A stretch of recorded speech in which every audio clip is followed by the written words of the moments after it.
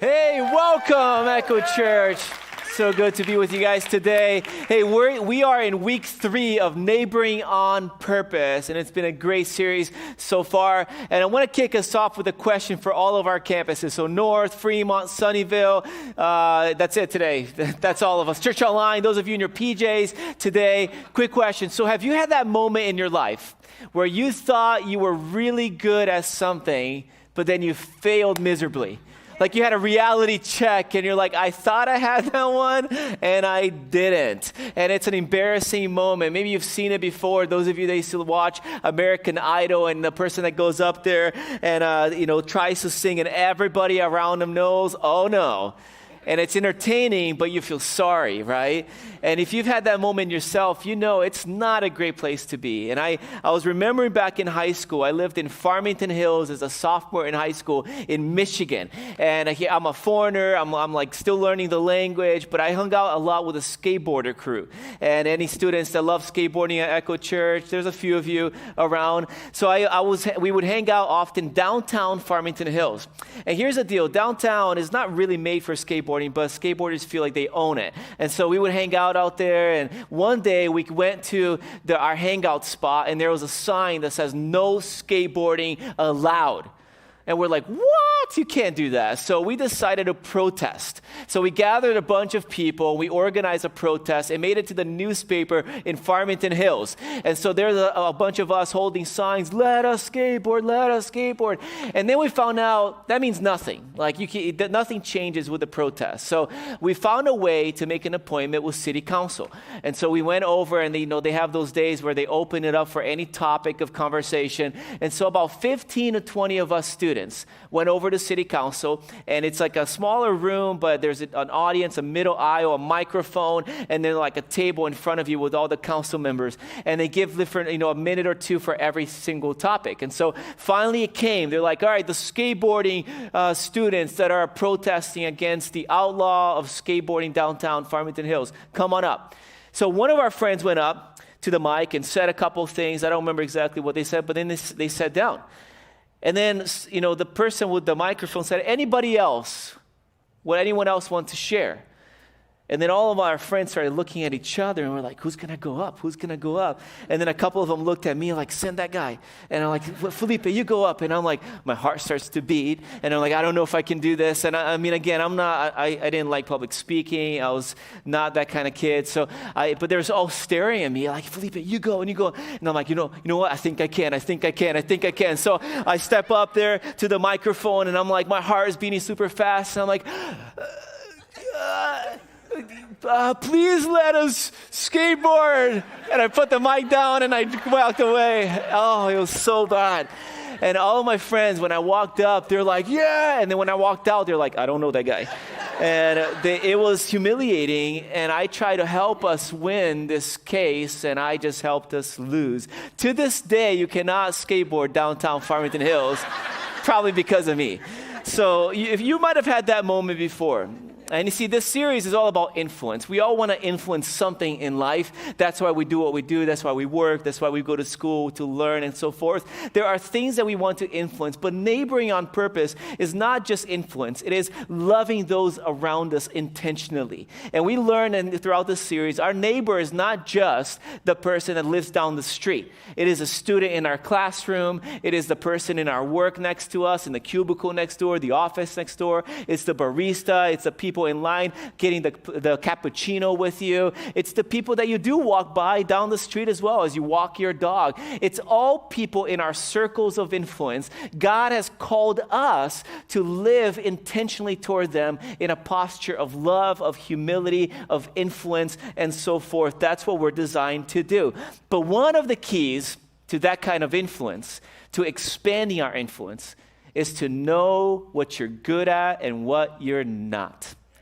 And then to know why you're good at it and why you're not. And in fact, there's a lot of people that go through life and they are miserable or empty inside because you never really stop to understand why you're good at certain things and not other things. And I want to give you a case today and communicate with you today all about the fact that I really believe the scripture teaches that God designed us to function in the context of community, that we're not meant to do life alone. And in fact, the strengths that you and I have are there because it's meant to be operated and function into community. And when we combine our strengths with other people's strengths, that's when we really come alive. And perhaps one of the reasons that so many here today, maybe you're here and you're like, I'm missing something inside of me. I haven't figured out how to properly influence. This might just be the key to help you rise to a different level of influence. So we're going to be in Romans chapter 12 today. If you have your Bible, open it up there. It's also on the screen. If you don't have a Bible, it's totally okay. It's one of the most powerful chapters in Scripture. Romans is a letter, the Apostle Paul, an early follower of Jesus that used to kill Christians, that then became, completely on fire for the mission of Jesus on earth. And he started all these churches, but he wrote letters to the churches. The letter of Romans was to realign their thinking. And in chapter 12, he's realigning their thinking, particularly around this subject of community, of contribution, of knowing our strengths. And it's so powerful and so bold, and it speaks to us today. So we're going to start in verse 3, chapter 12. It goes like this. Because of the privilege and authority that God has given me, I give you each this warning. Don't think you are better than you really are. Be honest in your evaluation of yourselves, measuring yourselves by the faith that God's given us. Just as our bodies have many parts and each part has a special function, so it is with Christ's body. We are many parts of one body, and we all belong to each other. That's such a bold statement, especially for an individualistic culture like ours. He's saying you belong to each other. You're not alone. You're not meant to be alone. You're not meant to be detached. You're meant to belong, which means you're not your own. You are somebody else's. You are part of something bigger. But one of the key things that he starts us with, and it's number one in your notes there if you have a note, is do not think you are better than you really are. This is one of the keys to understanding our part in community, in togetherness, is to not think we're better, not think we're worse, but to really have a proper estimation of what we are, who we are, what we're good at. It's being able to understand how God created us to live. The question then is, how do we do this? You see, a lot of people, they try to be everything. They try to become better at all the parts of their lives, but they fail miserably, or they don't know how to properly be good at the things that they are called to be good at. So they think they're better than they really are. And this is a huge trap in life. In fact, when you know you're a part of a bigger story, that's when your heart really is free to be you. When you and I know that we're not meant to just be a detached hand on a table, but we're supposed to attach to an arm, and the arm to the body, and the foot to the leg, that's when we find our real purpose in life. And I know some people here, you're not a Christian, you're exploring faith, and we love that. We do say here at Echo, you can belong before you believe, and it's a part of our culture. But I want you to know that perhaps one of the reasons you feel empty inside, and you haven't yet found that part of you that comes alive when you activate your strengths, when you try to influence those around you, perhaps it's because you haven't yet understood that God created you to belong. He didn't create you to try to do it on your own. And until you figure that out, and in fact, you not only belong to anything, you belong to a body, the Bible says. And the body that he's referring to is the church. It's the family of God on the earth. Every human is created for that. And until we find our spot, our space there, we are missing something inside of us. Because here's the thing, write this down or underline it in your words. We are created as interdependent beings. If we don't get this, we try to be everything to everyone. You know, I love to build stuff, so I sometimes get little tools like this. This is a multi-tool. And check this out. It's a hammer. It's about the worst hammer you can possibly be, but it's a hammer. And if you're trying to build something, I've tried, it doesn't work. But not only is it a hammer, it's an axe. You can cut down a tree or try. I tried to cut a twig and it didn't work, but it is an axe. It's also, check this out, a saw. And if you're trying to saw something, you cannot use this because it won't work for you, but it is a saw. And not only that, you can also, I don't know what else it does here. Look at that. It is a Phillips screwdriver. It is a terrible Phillips screwdriver, but it is one. And if you want to cut something, there is a knife there as well. But that knife doesn't cut much as well because it's trying to be everything at all times, and nothing, in fact, is good in it. You can even open your beer can with it. Check it out. That might be the only useful thing here. But there's so many people that go through life trying to become the multi-use tool.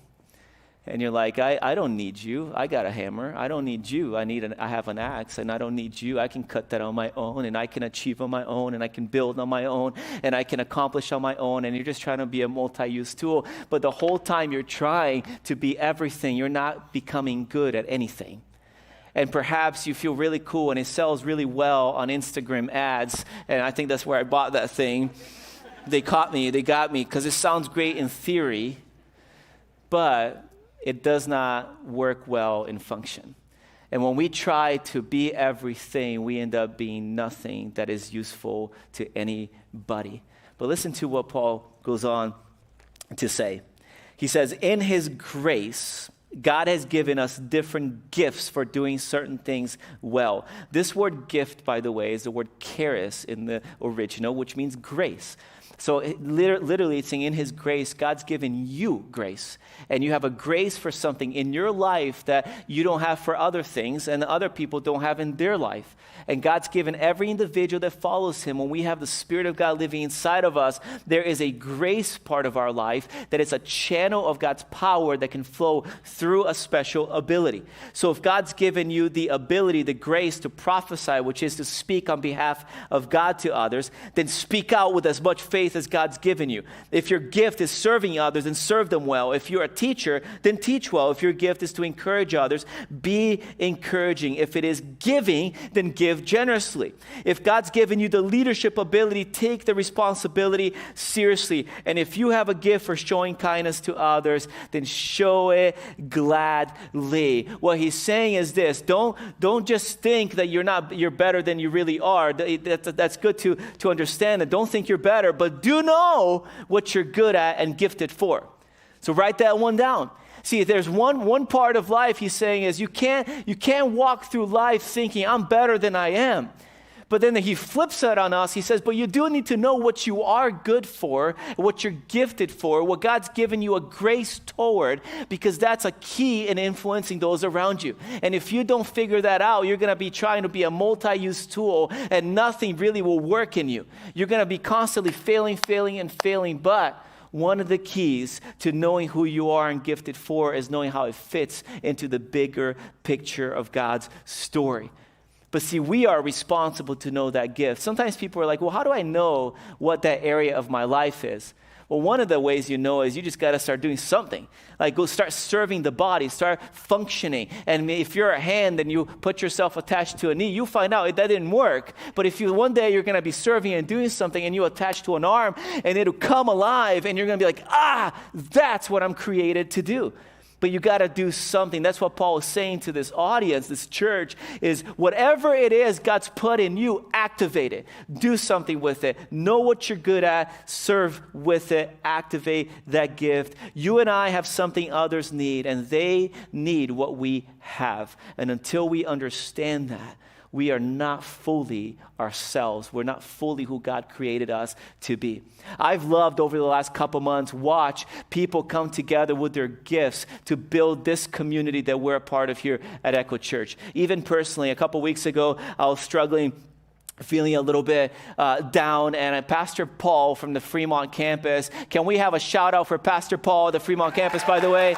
He is the most encouraging leader I know. In fact, he's got a spiritual gift of encouragement, which is different than just being good at encouraging people. It means that there's a grace of God that flows through him when he encourages people. And he looked at me and said some words into me that lifted my soul a couple weeks ago. And it was so powerful inside. It wasn't just like a little thing. It was like it reshaped my perspective. I loved watching the last few weeks, Sarah from our team, Sarah Rogers, she's a director of compassion here at Echo, and she's got a gift of mercy. And one of the things that she's doing right now is helping us create new partnerships locally, regionally, and globally. And she's leveraging that gift of mercy, of compassion, of empathy help us as a community to lean into doing good in our city. I've loved watching Sharon from our team, who is like a masterful event planner. And last week, she planned 3 huge dinners at all of our campuses for what we call our key influencers. And where there's some people that hate organizing and doing spreadsheets, Sharon is like the master at spreadsheets. You see her event planning stuff. It's got like 35 tabs, and everything's in order, and it's beautifully executed. She can do something that none of us can do. I've loved even watching Queen. Can we give a shout out to Queen at the Sunnyvale campus, by the way? We love you, Queen. Queen is our director of School of Leadership now. She just stepped into a new role, and in 1 month, she used her leadership gift to recruit 12 new interns at Echo.Church. Isn't that cool? That's awesome. There's so much of this. This week, I was reading my Bible in the morning, and I was just having a moment where it's like, I need a word. And Pastor Billy here from our North Campus, he sent me a song that he just wrote that I'm hoping we can sing together here soon. And I just, listened to it there in a private moment with God, and it connected my heart to the Spirit of God. It's someone's gift being contributed to the bigger gift. I love last week, we celebrated another dozen or so people that got baptized at Echo. And the thing that most people don't know is behind all these stories of life change, there's 650 or so people that came to know Jesus this year alone at Echo. And many have gotten baptized. And all those stories are there because there's a group of people at Echo that pray like crazy. And there is people like Susie and her prayer teams that she's helping build, that they are behind our services and behind our rooms, and nobody sees them, but they're on their knees even right now praying for each one of you. And when someone steps in to say, I'm giving my life to Jesus, and I'm going public with my faith, and I'm going to activate my gift, so much of that fruit is a result of their prayers. And we believe it. I loved Karen from one of our campuses, who a few years ago was going to commit suicide. She came to Echo, surrendered to Jesus, God changed her life. She said, I don't know what I can do because of my physical limitations, but I know how to pray. So at every event we have at Echo, there's Karen going to the event, just praying for people. See, when we come together and we activate our grace, something supernatural begins to happen. So in 1 Peter 4, it says, God has given each of us a gift from his great variety of spiritual gifts. Use them well to serve one another. And my question to you is, when was the last time you used your gift and you felt that grace of God flow through you? Because he wants you. He wants you to have that grace. He's given it to you. It's available to you. But until you find out what that is and you connect it to the body, it doesn't fully come alive. We were intentionally designed with abilities and disabilities. Our abilities are there so we can contribute to the body. Our disabilities are there so we are reminded that we need each other. And this is a huge part of us understanding our wiring and our God-given design. And listen to this, okay? Knowing who you need is just as important as knowing who you are. See, in the world today, there's a trend here, like find your inner self, know who you are, discover yourself. There's tests for everything these days that tell you about every angle of your personality. And it's good to know yourself, but you really don't know yourself till you know who you need. Because when you know who you need, you discover who you are. Because you are not everything. You're not created to be a multi-use tool. I'm not. And if we feel like we are, we never include or invite others into our lives in the way that God designed us to invite them. Some of us are like this balloon.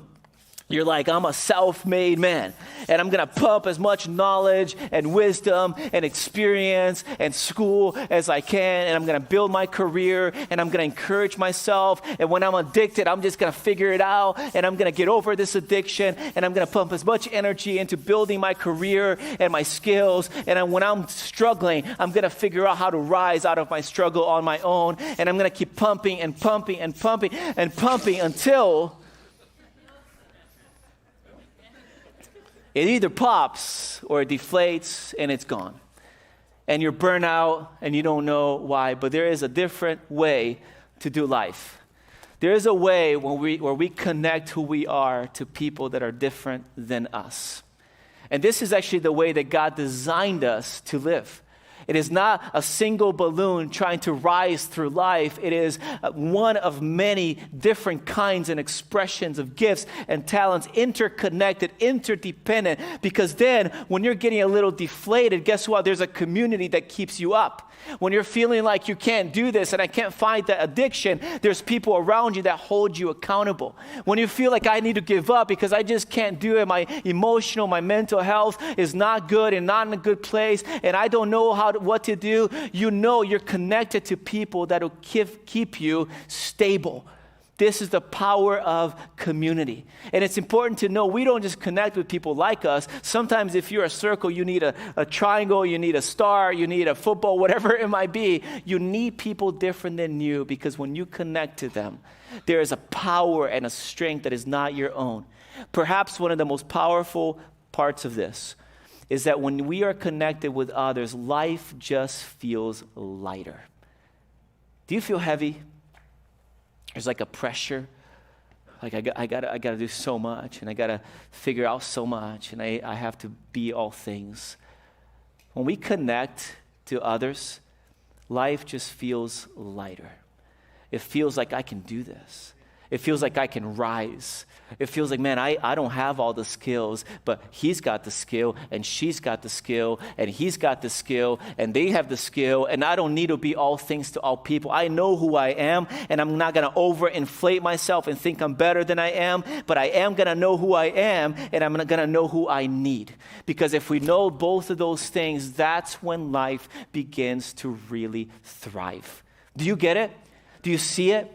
That we're not made to be a self-inflated balloon that just gets a big head and eventually explodes or deflates on ourselves, and we find ourselves miserable later. We are meant to be interconnected.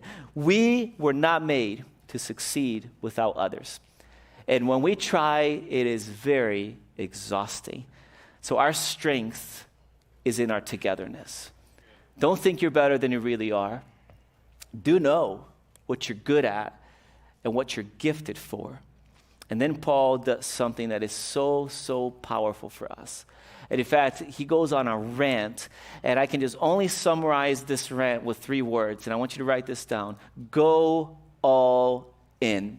He's in essence saying, if you're going to live this way, you can't just dabble in it. You got to go all in. Listen to his words. He says, don't just pretend to love others. Really love them. Hate what is wrong. Hold tightly to what is good. So in essence, he's saying, don't just say you're going to love. If you're going to love like big. Go all out. Don't just say you're not going to do wrong. Hate what is wrong. Don't just say you're going to do good. Hold tightly to good. Like, make it who you are. Make it part of your life. Love each other with genuine affection. Take delight in honoring one another. So don't just say, I'm going to honor people in my life. Like, go to a place where now it is who you are. You're taking delight in it. You're waking up in the morning and I'm like, I'm going to delight in honoring my coworkers. I'm going to delight in honoring the people in my classroom. I'm going to delight in it. And then he goes on and he says, never be lazy, but work hard and serve the Lord enthusiastically. I love this. He's not just saying, okay, figure out your gift and then just do a little bit with it. He's like, no, figure out your gift and serve with all you have. See, our mission statement here at Echo is we exist to urgently lead people to say yes to Jesus and passionately follow him. And we say that because we believe that if God is God and he has done what we believe he's done for us, which is he went all in, like he gave it all, like God so loved the world, he sent his son so that he would be sacrificed on our behalf to bridge relationship with the Father. And then he calls us to be forgiven, to know him, to serve him. And if that's true, we should give it our best. We should do it fervently. We should give it everything we have and go all in and serve passionately, enthusiastically, and let it bleed out of our lives. And then he says, rejoice in your confident hope. Be patient in trouble. Keep on praying. Don't give up. When God's people are in need, be ready to help them. And always be eager to practice hospitality. I love that. Don't just say you're going to be a good neighbor. Like, be eager to be a good neighbor. Be eager, like long for it. Like, I'm going to strive for it. I'm going to give it the best I have. I'm going to not just buy like the cheap stuff. I'm going to go all out. I'm going to invite people to the table. I'm going to love people that are different than me. I'm going to reach out. I'm going to do it on purpose. And he's calling us to a radical approach to loving one another, to belonging to something bigger than we really are. Part of his boldness is because community is hard. It doesn't come easy. It doesn't come in a day. Even when you join a small group at Echo, which I'm challenging everybody to do at Echo, when you join an Echo group, sometimes you join one and it doesn't work. And some people have given up because of that, but community is hard. Sometimes you got to try it again, and you got to try it again. You got to cultivate that kind of friendship. And I'm so glad that Jesus didn't give up on us.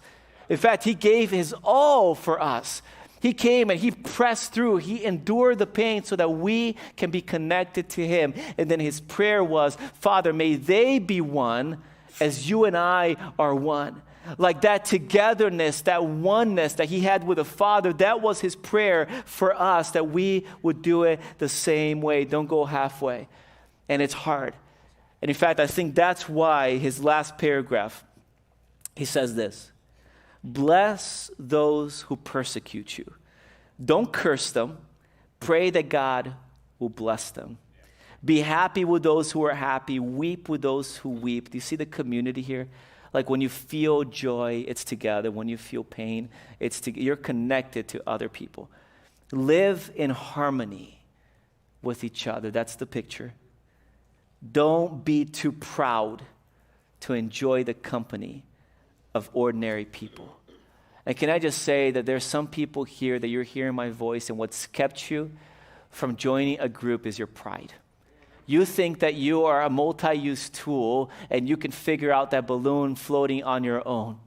And your pride has stood in the way of you overcoming addictions and finding your purpose and loving your neighbor and connecting in friendships. And you're like, I don't need people. I can do this on my own. And I'm telling you right now, you need people. We were created to be interconnected beings. We're created to be together and together to conquer through life. Do not let your pride get in the way. And he finishes by saying, and don't think you know it all. And I want to challenge you at every campus today to take a bold, radical approach to this. To not just say, okay, fine, I'm not going to think I'm better than I am, or I am going to discover what I'm good at, but I want to ask you to go all in. And one of the greatest steps that you can take is really to join a small group at Echo. We call these Echo groups. There's over 150 of them being launched all over the Bay Area, and they are the best way for us as a community of faith to lock arms. You don't have to be a Christian. You don't have to be mature. You don't have to be, there's a group for everybody to grow together. And when you take that step, it changes your life. In fact, I want you to watch a story of Michael right here at Echo and how his life got changed through his group. Check it out. My name is Michael Wong. I've been coming to Echo for about 3.5, 4 years now. I've been a Christian for about the same time. It's just really exciting time in my life. Back in February 2019, I was at the kind of lowest point in my life, and there was a service that really called to me about joining small groups and doing community, not just by yourself. And I joined this group called Gospel Hub, led by Regis back then. And it helped me find myself and find where I was in life and find a direction and a purpose. My life has been transformed. For me, groups was really important because it helped show me that there were other people going through the walks of life that I was going through as well. It wasn't just that I had these struggles and I had to live through them alone. I had people to not only listen to me, but also tell me their own experiences too. It gave me reasons to speak up and ask for help with prayer, to pray for others, to have a sense of selflessness. With a group like Bible Discovery, for example, there are several groups that are very similar, whether they kind of portion them off into groups you may be more comfortable with, whether it's your age, your gender, your marital status, whatever it may be, or even certain hobbies. That's a great part about these Echo groups, is that our group really focused on the Bible and discovering new areas of the Bible that we may not have learned in the past.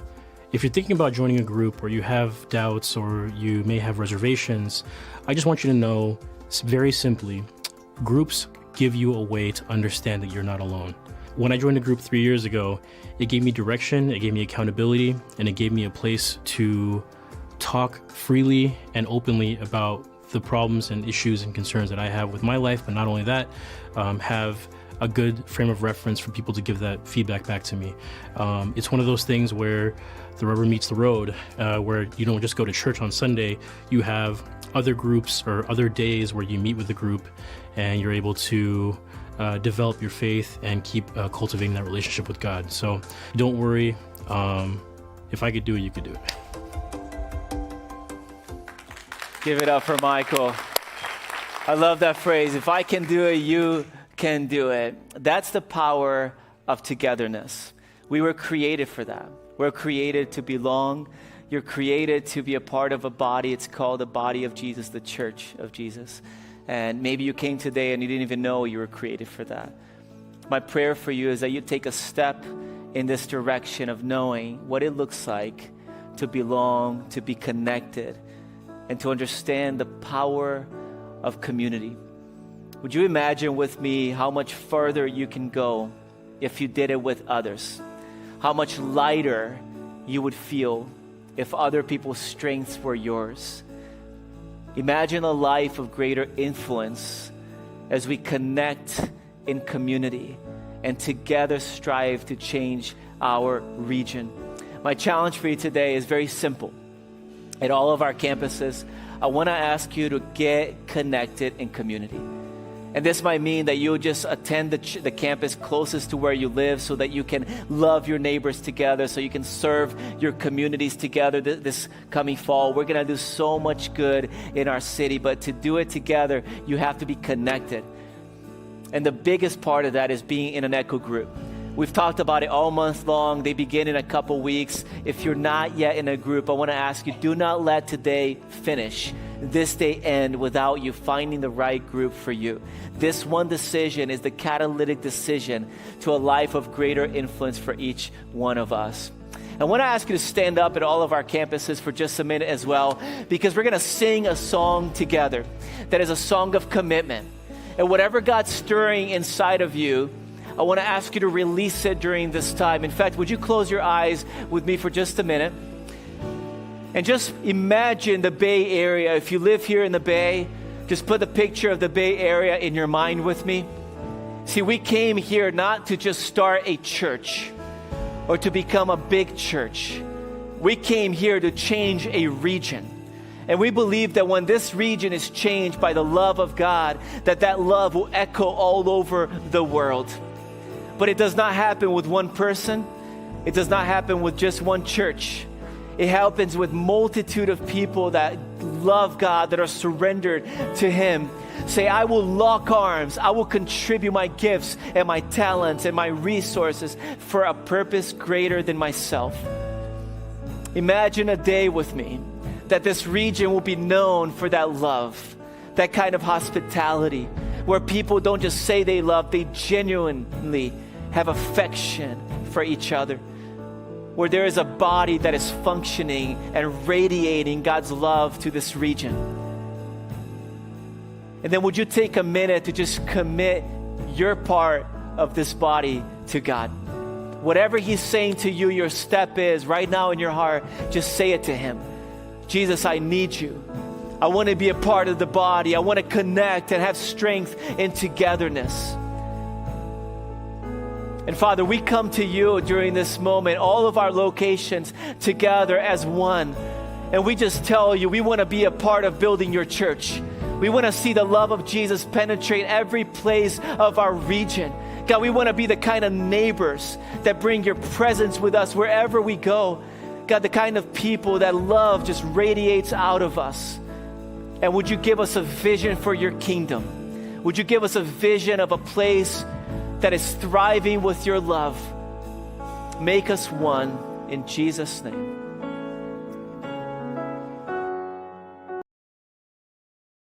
Thank you again so much for joining us today. We hope that you found this helpful. And if you did, be sure to like, comment, and subscribe to stay updated on the latest content that we have for you.